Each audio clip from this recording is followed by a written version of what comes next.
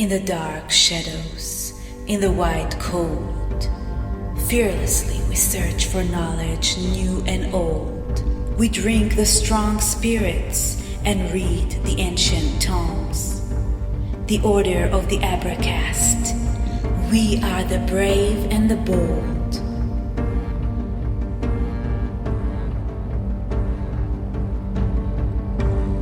The Abracast. Occult, history, conspiracy, and violence.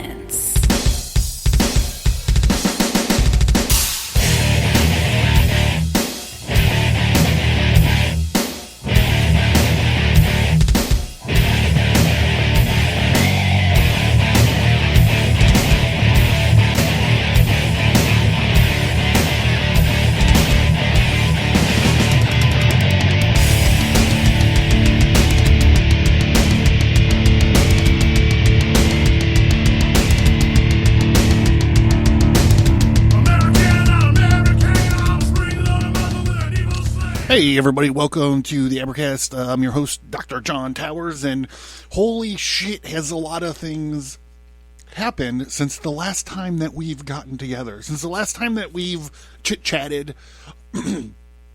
I mean, it's like a whole new world out there. Let's see what happened.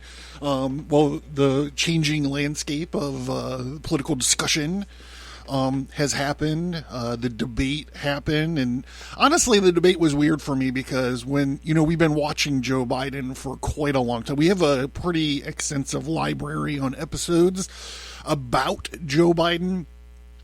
Some of the ones that stick out to me are the eternal recurrence of Joe Biden, which basically just we examine his disastrous foreign policy.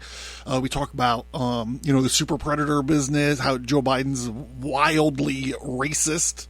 We talk about how he's just stupid. We've talked about that at length. The Extortion 17 episode that's out there. So this, and I just want to point out, this episode is not really about Joe Biden. We're going to use him to kind of step off into the story, but it's a history story. We're going to be talking about the Battle of Athens. But we're going to start with, our fearless leader. And then today, obviously, I don't want to skip past Pride Month, but thank America's sweetheart, the Hawk 2 girl, for getting us A-OK through Pride Month without getting, pink-haired weirdos bashing us over the head too much, Nothing like a fun, drunk girl talking about blowjobs, just nonstop for a month, every time you open your phone up, God bless that girl. And you guys know, if you've listened to the show for any amount of time, any kind of videos where hot drunk chicks are spitting on people, that's right up our alley here. Extortion 17, I lost my train. And then today he steps out of his re-election campaign, which is great. But what we have to look for now is they have a lame duck scapegoat sort of situation, and they've used him for this kind of stuff in the past. This is why our borders are wide open, and Jesus fuck, are we going to be dealing with that forever? At least, a couple decades. Even if they closed it right now, we're going to be dealing with this influx of, Iranian and Chinese and Hamas and Hezbollah, as well as the Venezuelans and Mexicans and all this stuff. We're going to be dealing with this forever. The reason they did that is because they're going to pile that all on the feet of Joe Biden. So we really have to pay attention to what's coming up next. Even if he resigned from the presidency, he's not really in charge of anything, right? So Obama or whoever's in charge will just, use him or Kamala Harris or whoever, to do what's coming up next. And I believe that's going to be fucking around with the Supreme Court. They tipped their hand a little bit last week regarding that. And I believe that's probably going to be the next part of the plan. And, I'm trying to be optimistic. However, I believe that the last fair election has already happened. I believe, we're going to see COVID and mail-in ballots and the whole, not, I actually am not going to discount anything. And I think that's probably why we're going to talk a little bit more about preparedness and maybe some tactical stuff coming up on the podcast, because I think that's what we need to know. You could go back in time and go back to the archives and look at our spiritual warfare discussions. You can go back and look at like our historical talks and stuff, and I feel like we've done an okay job to get us ready for the times that are ahead. And the next part of that for me is, I think, going to be talking a little bit more about the prepared. I know that we've done some go bags and preparedness episodes and stuff, but really I think that's what my heart is telling me to do now. Anyhow, so we're going to be doing a history episode today, a Battle of Athens, but we're going to start off with a little bit of modern sort of politics, and we're going to be examining a stupid thing that Joe Biden has said, and that it's just crazy. Anyhow, this is what we're going to be talking about, and then we're going to be maybe talk a little bit about whatever. We'll get through it. We'll get through it. Just hang tight. Here we go. I got my vessel of the art here with my favorite weapon of mass distraction in it. I actually busted out a new vessel of the art, by the way. The design, it's the same classic design. I just got a new one. My old one was a little worse for wear and a little beat up, and, trying to renew myself for going forward, I wanted to bust out a new jar. So I got my new jar here. I got my Northern Lights loaded up in my vape pen. We're ready to go.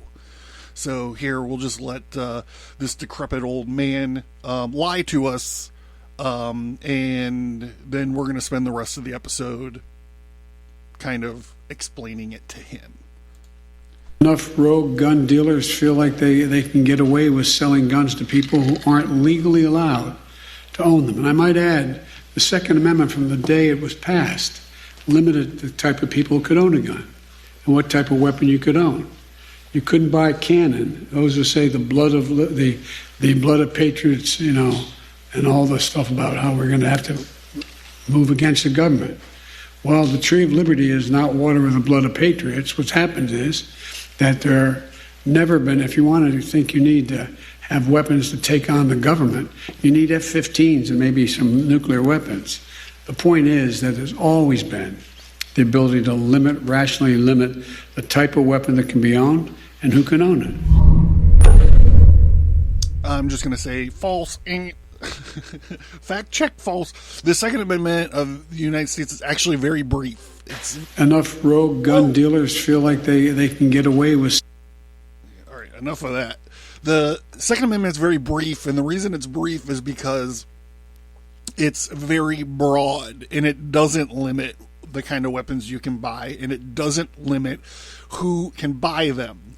As a matter of fact, I'm going to read it right now. It's going to take me about 15 seconds to get through the whole fucking thing. The Second Amendment. A well-regulated militia being necessary to the security of a free state. The right of the people to keep and bear arms shall not be infringed. Full stop. That's the whole thing. That's the whole thing. It's not... The people have the right to keep and bear certain arms. The people have the right to keep and bear any arms that aren't cannons. Some of the people have the right to keep and bear some of the arms. Nope. It's simple. It shall not be infringed, and to say otherwise is duplicitous, sinister, evil, tyrannical. I don't know. So I think about this, and I think about conservatism. We just watched the RNC, and I mean, it was amazing. It was tremendous. It was the best RNC, but conservatism, whatever that means nowadays. I look at the Republican Party, and they're just full of, dare I say, neocons, like warmongers and all this stuff. And I think, like, we just read the Second Amendment. I think, what is conservatism about these days? And it takes me to this thing that Dinesh D'Souza, who's a conservative commentator from it might be important to you. I don't know why, if it is, but he's from an Indian background. Dot, not feather. But he says he defines conservatism in the American sense as conserving the principles of the American Revolution, unquote. And the revolutionary sentiment is, it refers to a strong feeling or support for the revolution, particularly during a time of social or political change. In relationship to Thomas Paine's Common Sense, it describes the widespread desire among American colonialists to break away from British rule and establish an independent nation. So, bringing that revolutionary sentiment forward, what we could say is something like the widespread desire among Americans to break away from tyranny and to establish, a more perfect union, an independent nation.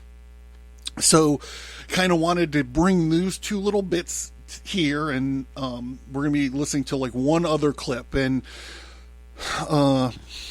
shit, man, ever since like the mid 90s, I've flirted about telling the story about my conversion to conservatism. That happened in like 1995, I think, maybe 1994. And when I'm looking at these current events, I often think to one of the personalities that led me down this road, being one Mr. Rush Limbaugh. And I find myself often these days thinking, what would Rush say about this? Rush has been dead for, I don't know, a year, maybe 2 years. It was a black day in my personal history, when we lost Rush. But I found a clip of him doing a public address. It's like at a fair or something. It's wild, but he's talking about this idea, this revolutionary sort of idea, and I thought that I can't go wrong playing a clip from Mr. Limbaugh here. So, wow.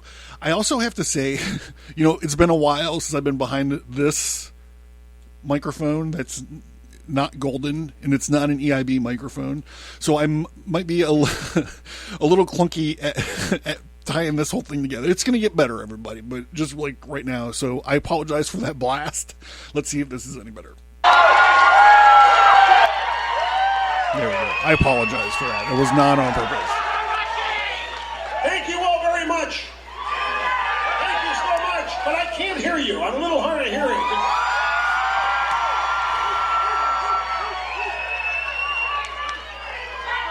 I gotta tell you, folks, thank you so much for allowing me to be part of this tonight. It is a thrill. It's an honor for me to be here among all of you. It's the 4th of July, and do you know what we're celebrating today? We are celebrating a revolution. We are celebrating the most unique revolution in the history of humanity. Most revolutions install dictatorships. No, I'm not going there tonight, folks. Our revolution.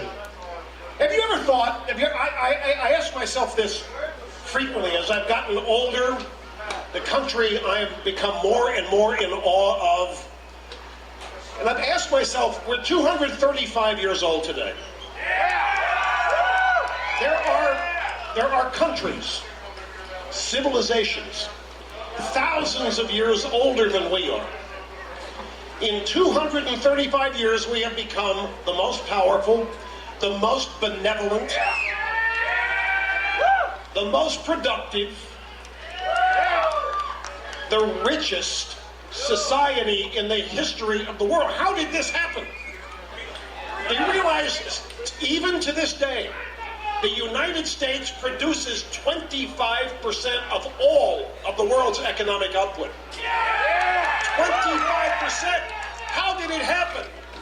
My friends, seriously, We are no different DNA-wise than any other human being anywhere on the planet. There's nothing special about us genetically. So what is it about us as Americans that's special? I heard a key word here a moment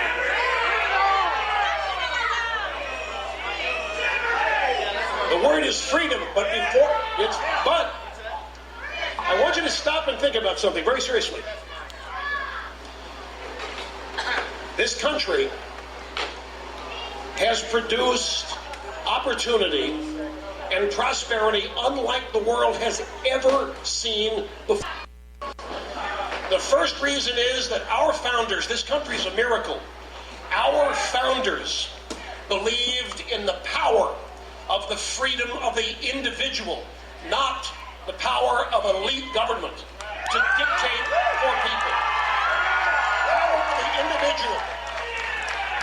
They knew that people using their God-given gifts, their own ambition and desires, could exceed their own expectations, could realize their dreams, and in so doing create the best and most prosperous country in the history of civilization. If there's one other element to American exceptionalism, this is a term when people bandy it about, think, well, we're better than everybody else. We're exceptional. That's not what it means.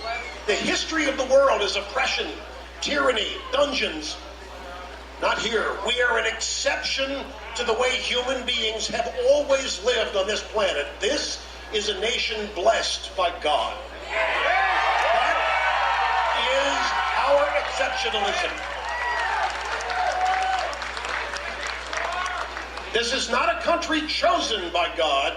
We are blessed by God because our founders, it's all in our Declaration, folks. We are all endowed by our Creator. There it is.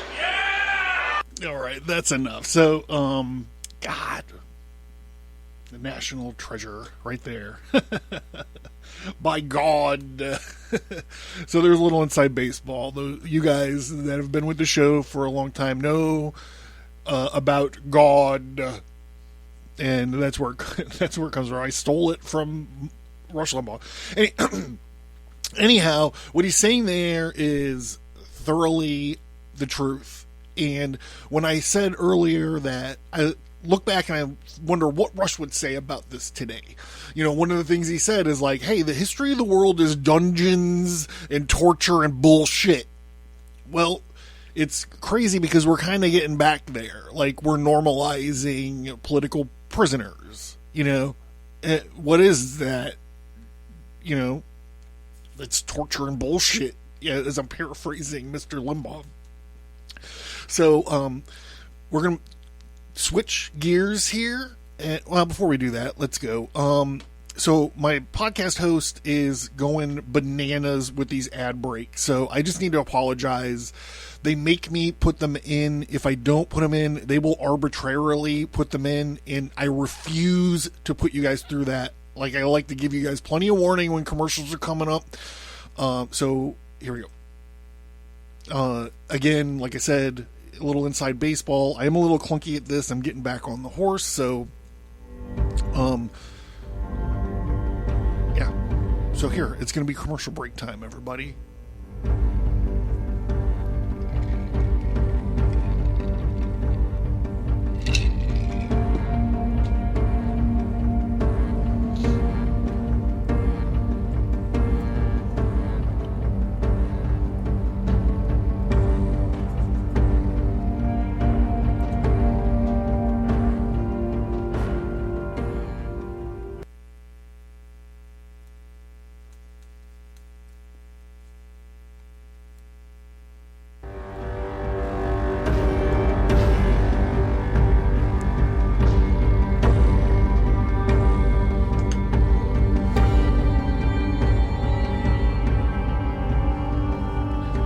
Really gone crazy with these amount of ads they've forced me to put in here. So, like I said, I apologize for that being this early. I'm just trying to figure out how to make it work, going forward. So, we're going to switch gears and talk about President Biden's anarcho-tyranny. This is an opinion piece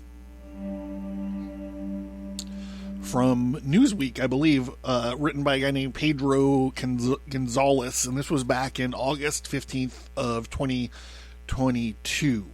Last week, federal agents launched an unprecedented raid on former President Orange Man, his Mar-a-Lago estate. The warrant, signed by Attorney General Merrick Garland, who's been in a little bit of hot trouble, a little bit of hot problems lately, demanded the seizure of virtually any document created during his 4 years in office. To many observers, it reeks of a fishing expedition, which, as Democrat election lawyer Mark Elias said, will likely force Trump to litigate this sorry affair while campaigning in 2024, and that is the point. They call this they've been calling this lawfare. Nice spelling error, by the way, Newsweek. What the fuck are you doing? Okay. It escaped the notice of a few that 2 days ago, after the raid of Hunter Biden skipped aboard Air Force One with his father for a flight to a family vacation in Hawaii, in Kauai Island in South Carolina, considered the Hamptons of the South. President's son remains unmolested by federal law enforcement, although he is currently under federal investigation for tax fraud, money laundering, unregistered lobbying. None of those things have come to pass. The only thing they got him on is a bullshit weapons charge. And now he's taking meetings at the White House somehow. Like, that motherfucker can't get a security clearance. He's a crackhead. Sorry. We know that Biden's Pierre has played a role on several of his son's shady business dealings. No one is above the law, Trump's critics say, except, of course, those who are. The discrepancy in the application of law is an example of what political theorist Samuel T. Francis coined anarcho-tyranny in 1994. Column for the Chronicles magazine referred to essentially a kind of Hegelian synthesis. We've talked about the Hegelian dialectic, so you can go and listen to that. I believe the Skull and Bones episodes, God, maybe the first one, I don't remember. It's been a long fucking time. You know what they say about this shit in short-term memory.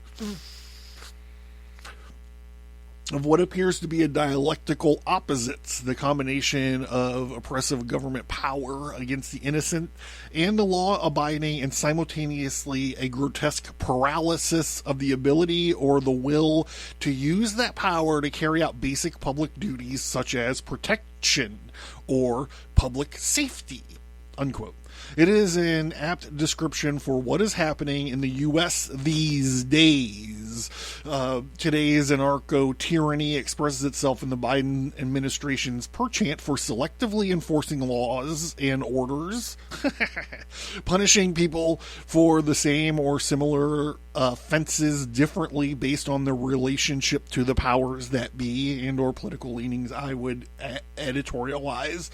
Americans become intimately familiar with the concept in its strict sense after the death of George Floyd triggered BLM riots. You know, mostly peaceful. They were mostly peaceful riots, although they proved the most destructive and the costliest violent demonstrations in recent American history. An analysis of The Guardian found that this vast majority of citations and charges against the George Floyd protesters were ultimately, what do we know? We know that they were all dropped, dismissed, or otherwise not filed or followed up on. There is something to be said about the Mar-a-Lago being raided under the pretext of Presidential Records Act violation by the same FBI that kneeled in solidarity with the Black Lives Matter near the National Archives as flames engulfed Washington. I promise this is not going to be the way the whole episode is. If you guys are teetering, you're like, why am I leaning so hard in? It's all going to make sense by the end. I promise. Not even by the end. It's just going to make sense here when I get started on the story. You know, at the beginning when I was rattling through the things that happened since we've talked, I realize now that we didn't even talk about the assassination attempt. I didn't even bother to add that in my list. That's how fucking clown shoes this world is right now. Americans were similarly treated to the outlines of a narco-tyranny when Christopher Wray, the FBI director, announced that the violent mask-wearing thugs known as Antifa, which we've talked about at length on this podcast, do not constitute a terrorist organization. If you look up the definition of terrorism, by the way, it's threats and intimidation or violence acted to influence political change. So if Antifa isn't a terrorist organization, I don't know what is.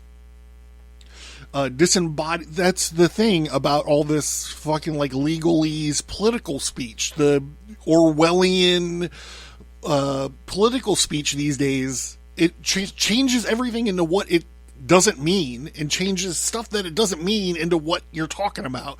Like, I am dumbfounded about these people running around saying that America's a democracy and it's not a republic. I mean, this is on the fucking news. I'm not even saying the quote news unquote. I'm talking about like what normal people would call the news. CNN, I guess normal people might still call that the news. MSNBC. They're like, are you shocked that these Trump supporters are saying that we live in a republic and not a democracy? Yes, bitch. That's what it is. Recite the Pledge of Allegiance. That's all you have to do. You learned it like when you were in first grade. God, I'm wound up. Where are we at? I need to spend more time with you guys. I'm having so much fun.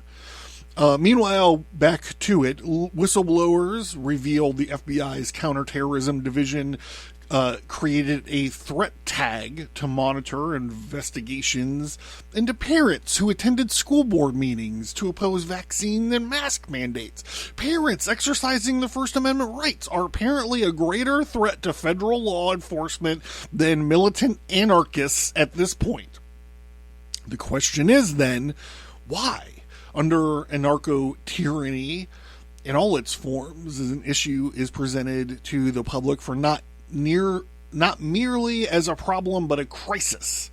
And that necessitates the regime to assume extraordinary powers in their response. The regime, Francis says, quote, exploits the problem as an instrument by which it continues to enhance its power, although neither the fake problem it exploits nor the real problem that exists is affected, unquote.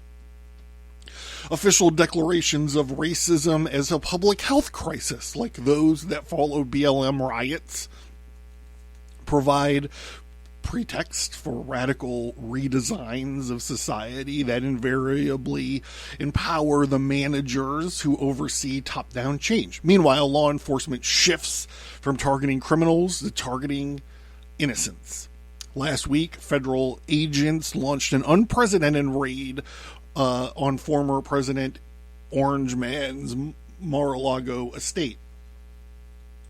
All right. I feel like I'm getting a little far in the weeds to do the setup, so we're just going to move forward.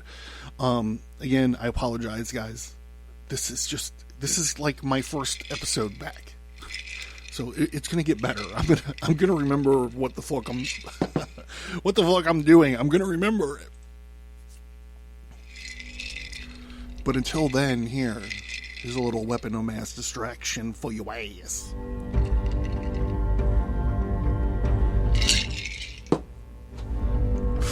Get to listen about some dick pills or, I don't know, whatever fucking commercials they put on here.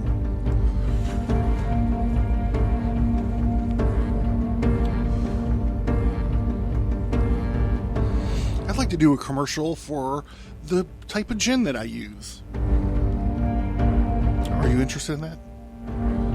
It's bottom shelf, baby. Bottom shelf.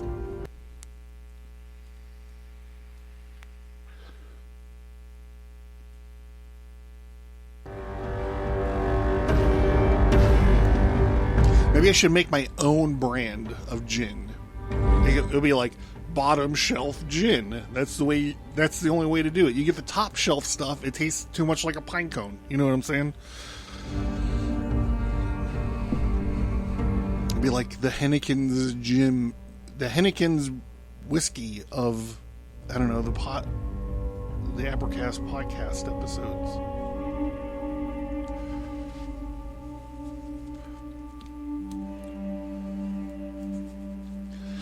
So the Battle of Athens that we're talking about took place in August 1st and 2nd of 1946. The Battle of Athens, according to the historical event marker that was erected, says in part, the Battle of Athens was an armed revolt that gained national attention. This is back in 1946, attempting to end the control of an entrenched political machine. World War II veterans used force to ensure that on the day of the local elections in 1946, every vote was, quote, counted as cast, unquote, after local authorities locked themselves in the ballot boxes in the jail. I don't want to finish reading this and finish too soon, right? I don't want to prematurely finish. We're going to get into some of the articles that I found regarding this, legendsofamerica.com, the Battle of Athens, Tennessee. How a Group of Veterans Restored Democracy to a Small Town by Paul Meany. This is libertarianism.org, republished with permission to the legendsofamerica.com.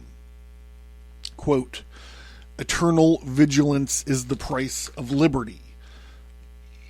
It is a quote commonly and incorrectly attributed to Thomas Jefferson. It was, in fact, never uttered by Jefferson, but instead by the Irishman John Philpot Curran, who wrote, quote, the condition upon which God hath given liberty to man is eternal vigilance, which condition, if he breaks servitude, is at once the consequence of his crime and the punishment of his guilt. This sentiment remains apt. We cannot stay free for long if we are not willing to scrutinize, critique, or, the most extreme end of the spectrum, resist the encroachments of the state upon the dignity, rights, and freedoms that every person deserves. Both American and Ireland rebelled against the British for their harsh treatment of both colonies. America became its own nation in 1776, but Ireland, being physically closer to the British, took until 1922. The history in both countries also illustrates that revolutions are dangerous, messy affairs that require immense sacrifice and risk by those who oppose the powers that be. Hear, hear. I'm actually going to drink to that. That revolutionary sentiment wasn't extinguished in America after the founding. One of the most fascinating and yet underappreciated episodes of American history is the Battle of Athens, which occurred in McMinn County, Tennessee in 1946.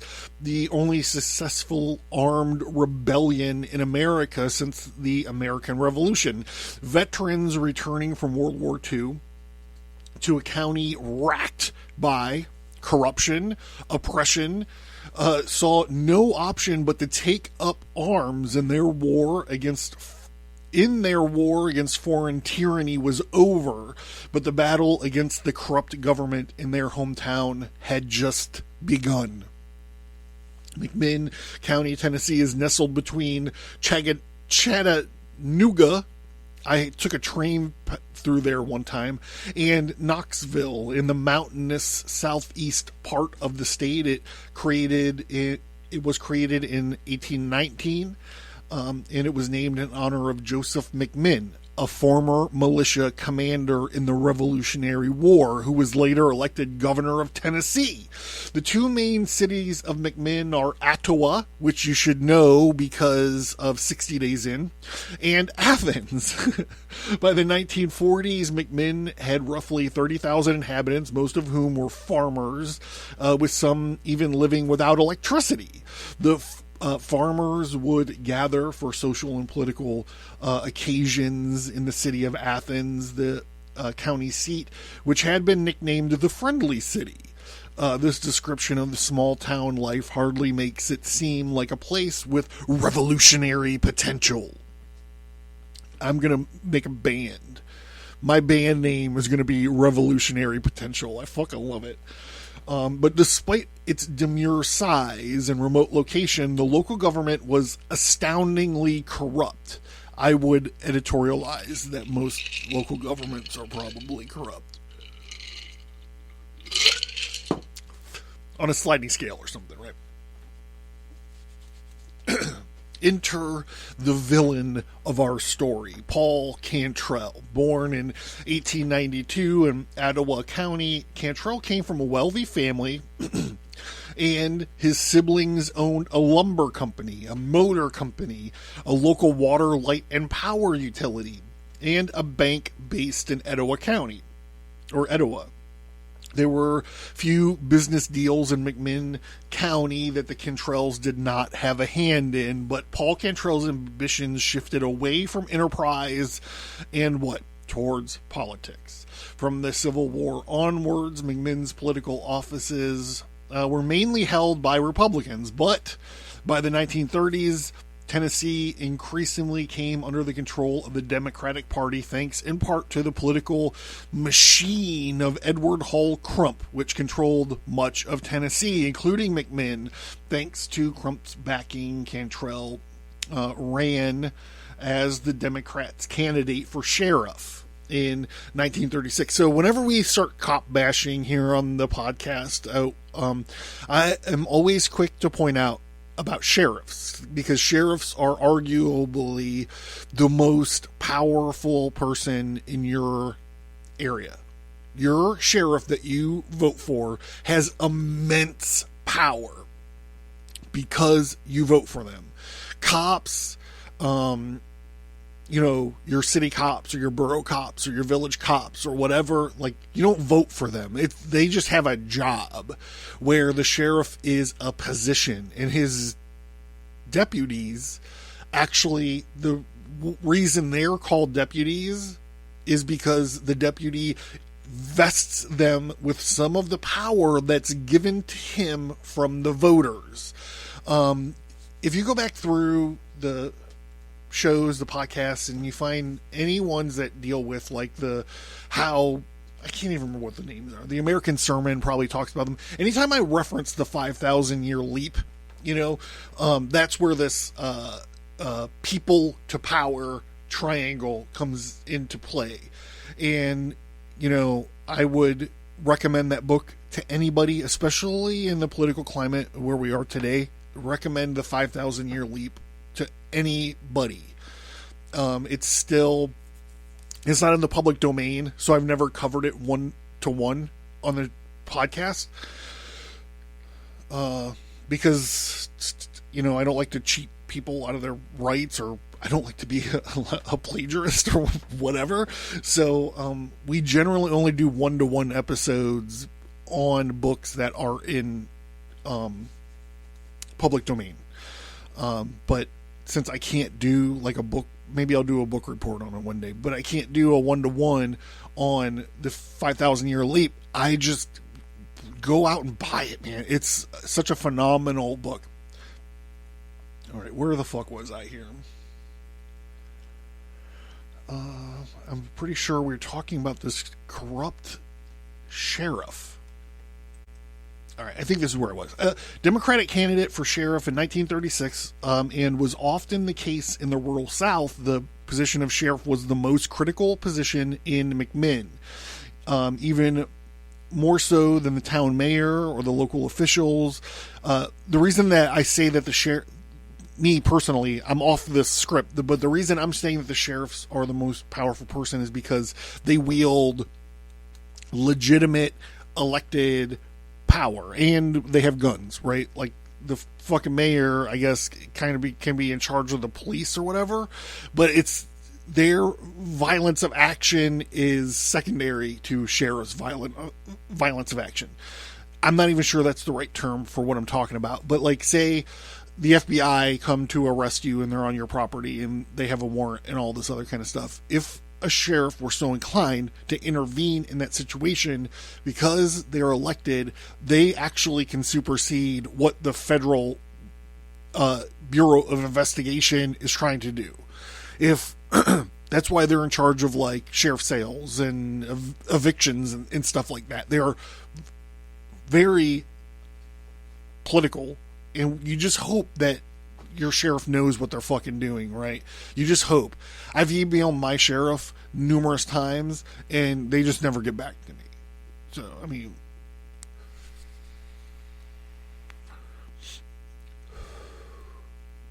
you know what I'm saying? Anyhow, even more so than their own town mayor and the local officials, Cantrell defeated his Republican opponent by a very slim margin. Citizens of McMinn were suspicious of foul play in the election, but they lacked concrete evidence of Cantrell's alleged fraud. Because of this, the election came to be known as the vote grab of 1936 among the citizens of McMinn. Tennessee's policing laws created perverse incentives, with sheriffs and their deputies collecting a fee for each person they arrested. This is like the Sheriff Nottingham sort of side of the story. Cantrell was already paid a generous sum of $5,000 a year for his position, which would be like $100,000 today. Cantrell and his deputies quickly mastered how to abuse the fee system and began arresting people on trumped-up charges of public drunkenness to line their own pockets. What an awful idea, by the way. What I could actually be talking about is like modern-day highway cops who are like pirates, just looking to ruin your life and take your money.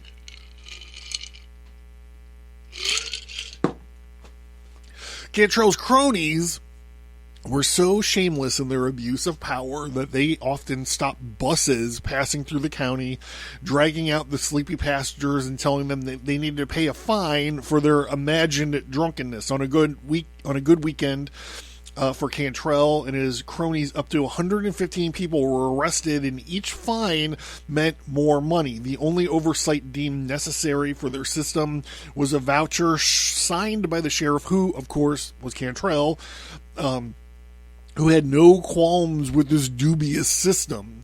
To give some perspective on how rotten McMinn had become from 1936 to 1946, $300,000 or $5 million of today's money was collected through these fees in 10 years. $5 million in 10 years. Cantrell's corruption stretched beyond the fee system. Cantrell and his men allowed roadhouses, brothels, and gambling dens to operate freely in exchange for a hefty protection fee. I would have rewrote that. I mean, I'm not like a literary critic, but Cantrell's deputies often rated... It's like you say something is operating freely, and then like 7 words later you say for a protection fee. Anyhow, Cantrell's deputies often raided roadhouses and shook down patrons using familiar drunkenness charges. Once again, as a friendly city, Athens was now quite unfriendly. Back to the 1984 George Orwell doublespeak, or newspeak, because everything you say is actually an anyhow. Ayn Rand did that very well too, in specifically Atlas Shrugged, where her version of like the legislation that fucked everything up was like, this is the national legislation for not fucking things up. And then in turn, it actually fucked everything up. You see this everywhere now. Just when you hear a quote news story, unquote, about a piece of legislation, just remember the name of it, and then in 5 years, think about, well, did that do what the name said, or did it do the exact opposite? Because it always does the exact opposite. Affordable Care Act. Da-dum. Encouraged by his lucrative ill-gotten gains, Cantrell successfully stood for re-election as sheriff in 1948, and 1938 and 1940, winning both elections yet again by suspiciously slim margins. In 1938 and 1940, Cantrell left nothing to chance. Precinct ballot boxes were gathered by Cantrell's men, who brought it to the county jail to be counted. Anyone who attempted to watch these counts within Cantrell's fortress was promptly labeled a troublemaker and forcibly removed. God damn it, this all sounds really familiar.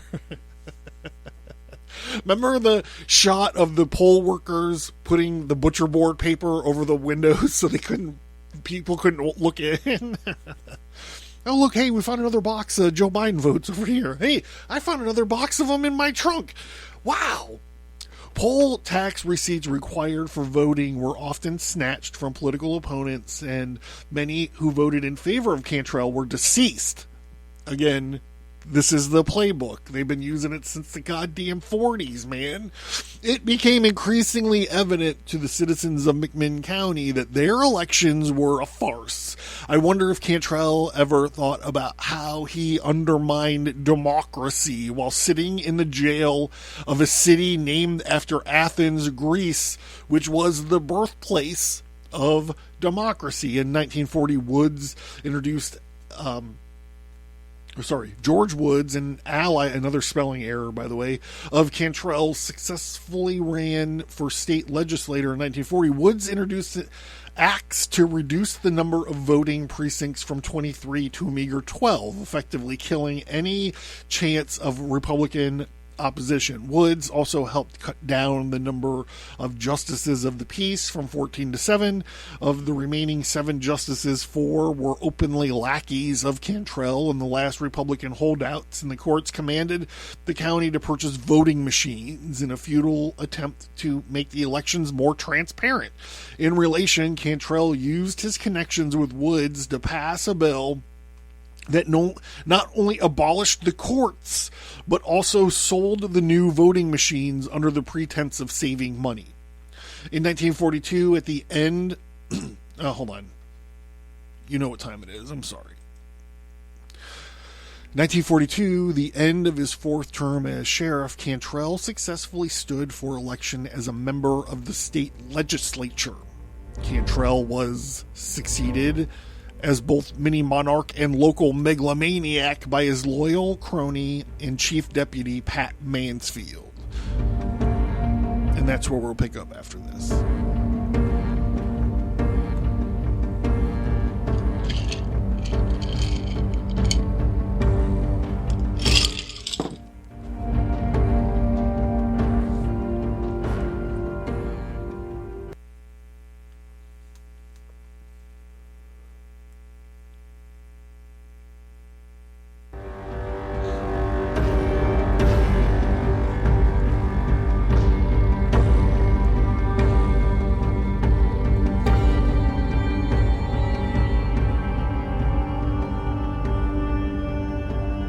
Mansfield was, quote, elected, unquote, sheriff in 1942 using the same dubious tactics as his predecessor.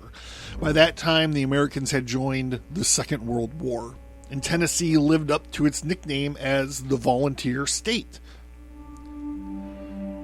providing no less than 300,000 volunteers to join the fight against fascism abroad. McMinn was no different from the rest of Tennessee, with an admirable 3,000 young men volunteering to join the war effort, an incredible 1/10 of the total population of McMinn. Wow, that's amazing. Lacking police manpower, the newly elected Sheriff Mansfield resorted in hiring ex-convicts as his deputies. If Cantrell was bad before, Mansfield was even worse. His grip on the county tightened as he suppressed local newspapers. He controlled personnel decisions at the public schools. A resident of Athens, Bill White, later recalled in an interview that Mansfield had complete control over everything, schools and everything else. You couldn't even get hired as a school teacher without their okay, or any other job. Despite the overt corruption in McMinn County, state and federal authorities declined to intervene. Local residents reportedly appealed to the Department of Justice in 1940, 1942, and 1944 for an investigation of election fraud. But even the investigation fizzled out with no resolution or action taken. Little could be done to resist the petty tyranny established by Cantrell and further expanded his protege Mansfield. Those who left McMinn County to fight fascism abroad did not forget the vulgar fascism at home. Ralph Dugan, a resident of McMinn serving in the Pacific Navy, said that he spent more time worrying about his home of McMinn than he did about fighting the Japanese. Dugan's anxiety would only be heightened further when he found out that Cantrell and Mansfield deputies shot 2 servicemen who were back home on leave. When the war ended, okay, so this all seems dismal and awful. Here's where the story starts turning around. When the war ended, the McMinn GIs were demobilized. They did not return to a pleasant welcome. Veterans were used to having a few drinks without being bothered by authorities, but Mansfield and his gang of deputies and ex-convicts, aware that veterans' pockets were flush with mustering out pay, targeted the veterans. Returning home after fighting for their country, veterans were beaten, arrested, and subjected to shakedowns by the very people who were meant to keep the peace. I think we can all see where this is going now. By January of 46, Mansfield's term of sheriff was almost at an end. Mansfield planned on running for state legislature, while Cantrell decided that he wanted to return to his position as sheriff. Cantrell's reason for wanting to return to his sheriff position is unclear. Is it? I think we can make a guess or two. One possible theory is that Cantrell missed the fee system's lucrative profits as sheriff, which outweighed the perks of being a state legislature. Tired of being harassed and harangued, the McMinn veterans banded together to contest Cantrell's and Mansfield's regimes. The early months of 1946, the veterans held a meeting in secret to field their own list of candidates for the 5 positions up for grabs at the upcoming elections. The veterans met secretly, even going so far as to never meet twice in the same place to avoid Cantrell's surveillance. The veterans went public with their campaign in May, 2 months before the election scheduled for August 1st. This is like Walking Tall and Rambo all wrapped up, man. I mean, these dudes were amazing. And you know what's funny is if they just left them alone, everything would have been okay. You know, you don't fuck around with vets and their drinking. I'm going to drink to that. Interestingly, the movement of veterans was distinctly nonpartisan, with 3 of their candidates being Republicans and 2 belonging to the Democrats. This was not a red and blue issue, but a right and wrong. Knox Henry, a decorated veteran of the North African campaign, was chosen to stand against Cantrell. The veterans' message was clear and simple. They wanted reforms ensuring fair and transparent elections, acknowledging the widespread resentment of those previous elections won through blatant fraud. The veterans made their own motto, "Your vote will be counted as cast," and was a simple democratic right, but something that the people of McMinn had not experienced for quite some time. Cantrell attempted to sabotage the veterans' chances of winning the election. The county had only 1 vote registration book for veterans, and, of course, whenever a veteran went to the courthouse to register, the book was missing. Veterans were also arrested, and their poll tax receipts were confiscated, thus making them ineligible to vote. This all is going bad. It's all gonna... when they start fucking around, man, like, it's not going to go good for them. The veterans asked the FBI to send election monitors to ensure a fair election, but received no reply. With the help of the federal government and knowing that Cantrell would try voter intimidation, the veterans set up a militia of 60 men led by Bill White, nicknamed the Fighting Bunch, to help prevent violence or fraud in the upcoming elections. The veterans were not the only ones assembling, increasingly paranoid and afraid that the many veterans who opposed him. Cantrell hired 200 out-of-state deputies to help oversee the election. To give some perspective, the sheriff usually fielded no more than 15 deputies in McMinn County. On August 1st, the day of the election approached, the veterans sent 2 telegrams, one to the governor and one to the attorney general of Tennessee, asking for their help to ensure a fair election. Neither was answered. The veterans had no backup. This is the worst place to put a veteran, by the way. Although this was no surprise, over the last 10 years, the Department of Justice had received over 1,000 messages from McMinn claiming voter fraud. The best they had ever done was indicting some Cantrell and Mansfield deputies who walked free thanks to corrupt judges. On Election Day, voters turned up early and in numbers unprecedented for the country's history.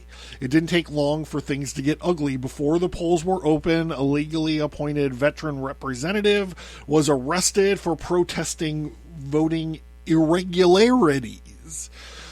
Cantrell had armed deputies at every single precinct. Veteran poll watching were intimidated, beaten, and arrested. Cantrell had armed deputies at every precinct, who only admitted a few people at a time to vote, keeping lines long. Tom Gillespie, a 16-year-old black man whose parents were denied the right to vote, was met at his polling station by a deputy who said, "You can't vote here." When Gillespie asked why, the deputy responded, "N-words, you can't vote here today." After Gillespie insisted on his right to vote, the deputy beat him with brass knuckles and threw him out of the polling station. But Gillespie knew the value of his right to vote. Undaunted, he stood up, walked back in, saying he wasn't going anywhere, and the deputy pulled out his gun and shot Gillespie for his defiance. There's so much shit going on in that last paragraph, I don't even know where to start. First of all, I just want to point out that Democrats, this is their thing. Like, Bull Connor was a Democrat. So, all you people that are like, I don't know, just go Google it. This is what they do. We have been around long. People have been writing down the history long enough to where we can see the pattern. There's pattern recognition involved in this stuff. A few minutes later, a veteran poll worker named Bob Harrell observed a young girl without poll tax receipt voting. When Harrell asked her age, she said 17, which was below the legal voting age. Harris also watched as the deputies paid cash in exchange for votes for Cantrell. When Harrell protested, a deputy beat him with a club and kicked him repeatedly while he was on the ground. When Harrell was dragged unconscious to jail, 2 deputies took the liberty of taking his wallet, which contained the photographs of his family, which he had kept with him throughout the war. Despite their best efforts, it seems like another election was being stolen. It seems that way from these beaten, battered, and bruised veterans. Cantrell's men closed the polls early, tampered with the ballots, and intimidated voters with impunity. It is worth noting that the mayor and the police force of Athens were conveniently, at least for Cantrell, they were on vacation. The veterans gathered in a garage downtown Athens. Many had lost hope and returned home, surrendering to Cantrell's intimidation, and for good reason. But Bill White, the leader of the Fighting Bunch militia, had fought at a young age in the Pacific War and refused to surrender. White was never given a formal speech before, but he knew that McMinn County was doomed to repeat the cycle if someone didn't motivate the veterans to take action. Thanks to the excellent scholarship of Chris DeRose, we have an account of the speech that Bill White gave. Well, here you are, White said. After 3 or 4 years of fighting for your country, you survived it all. You came back. And what did you come back to? A free country? You came back to Athens, Tennessee in McMinn County that's run by a bunch of outlaws. They've got hired gunmen all over the county right now at this minute. What for? One purpose: to scare you so bad that you will not dare to stand up for the rights that you've been bleeding and dying for.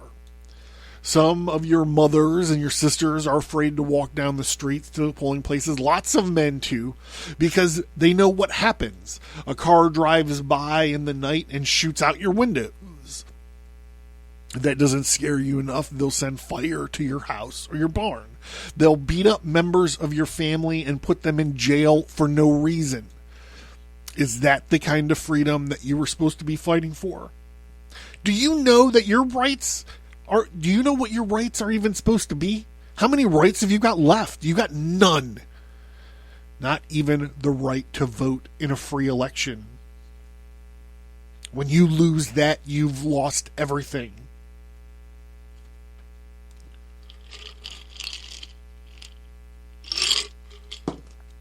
Roused by White, the remaining veterans steeled themselves for a fight. White and the other veterans grabbed a truck and broke into a nearby National Guard armory.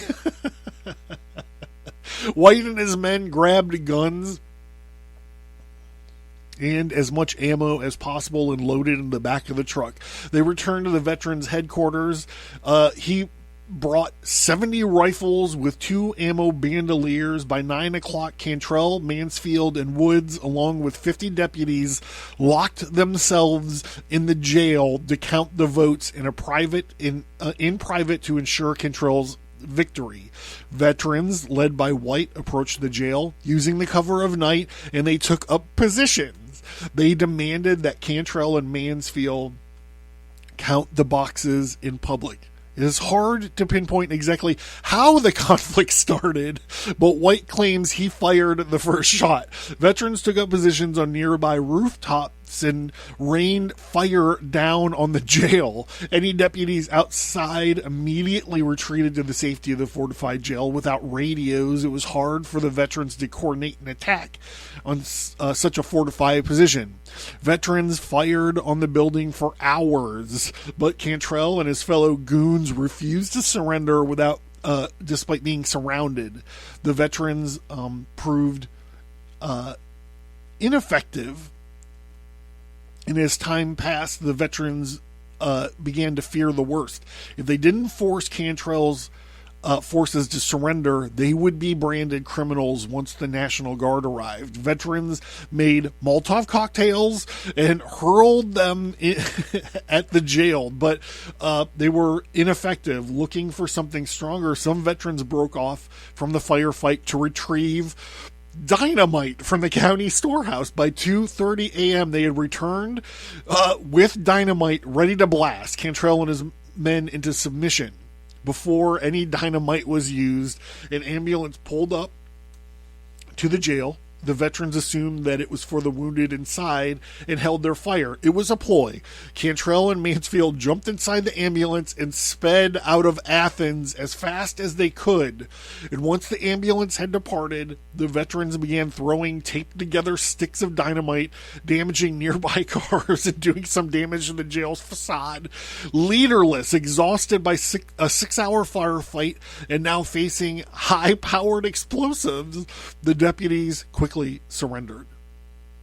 After some rioting and nonviolent reprisals against police cars and some particularly cruel deputies, the battle was over. Amazingly, while many were wounded, no one died that night. Even in the subsequent riots, 6 of the 12 ballot boxes were disposed of due to tampering by Cantrell and his men, and the remaining 6 ballots boxes showed clear victory for the veterans for all 5 offices of the election, including the position of sheriff. Each veteran candidate won at a proportion of roughly 2 votes to every 1 against. The veterans called a meeting to plan what to do next. The 400 people at the meeting elected committee a committee to preserve law and order with an armed militia in case Cantrell returned to take the town. This is like medieval stuff. Like, he never came back. The only person with charges brought against them following the Battle of Athens was the man who shot Tom Gillespie. Though Cantrell's political machine had been broken, not everything was perfect now that he was gone. Although some reforms were passed by the GIs, according to White, who became a deputy, the fee system stayed in place for another 4 years, although it was nowhere near as abused compared to the decade of Cantrell's regime. The media was not exactly sympathetic, with many reporters writing that the people of McMinn should have found a more peaceful solution. Well, they were probably Democrats too.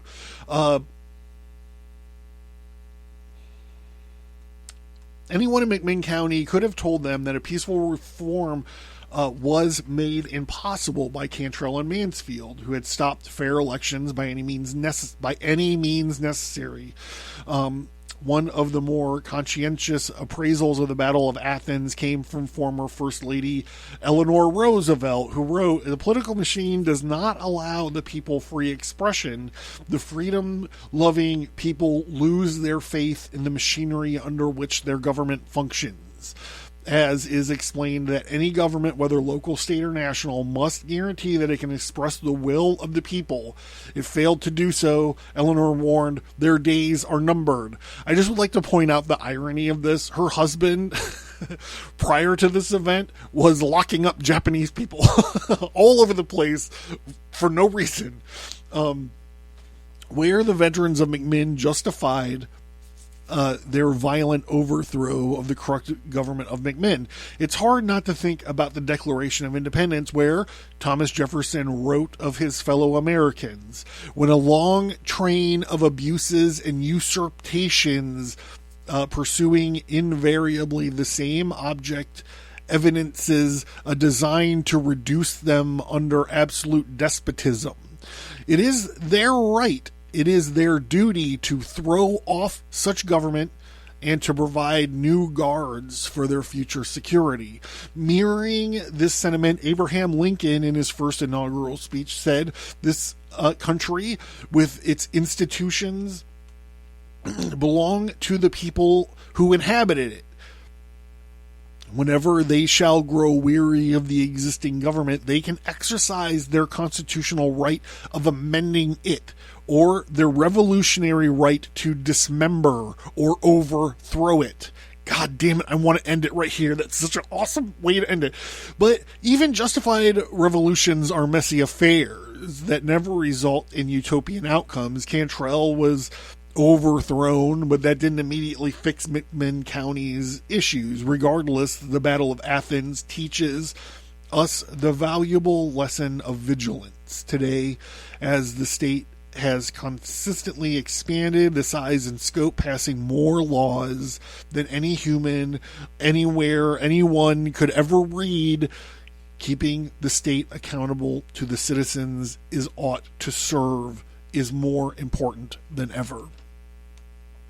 Thank you very much for listening. I hope you enjoyed the show and had fun. I fucking did. I love it. Thank you so much. And I'm John Towers, and here it is.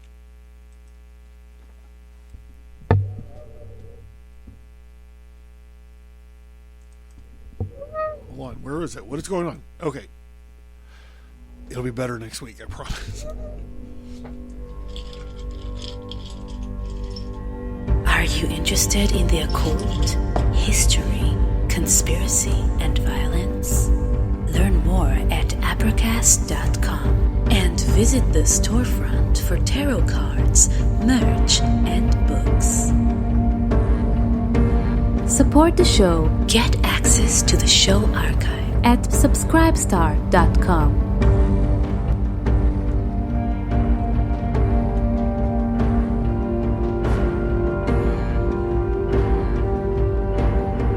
Thank you for listening to this episode. Send an email or visit us on social media to let us know what you think about this topic.